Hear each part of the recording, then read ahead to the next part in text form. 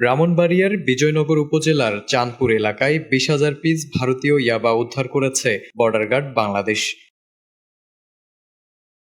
বুধবার সকালে সরাইল ব্যাটালিয়নের মুকুন্দপুর বিওপির টহল দল এ অভিযান চালায়। সন্ধ্যায় সরাইল ব্যাটালিয়নের পক্ষ থেকে সংবাদ বিজ্ঞপ্তির মাধ্যমে এ তথ্য নিশ্চিত করা হয়। বিজিবি সূত্রে জানা গেছে, ভোরে সীমান্ত পিলার ২০০৭/৭ এস থেকে প্রায় ২০০ গজ বাংলাদেশের অভ্যন্তরে চাঁদপুর এলাকায় টহল দল ফাঁদ পেতে অবস্থান নেয়। সকাল আনুমানিক ৬টা ৫০ দিকে ভারতের দিক থেকে দুইজন সন্দেহভাজন ব্যক্তি সীমান্ত অতিক্রম করে বাংলাদেশে প্রবেশের চেষ্টা করলে টহল দল তাদের ধাওয়া করে।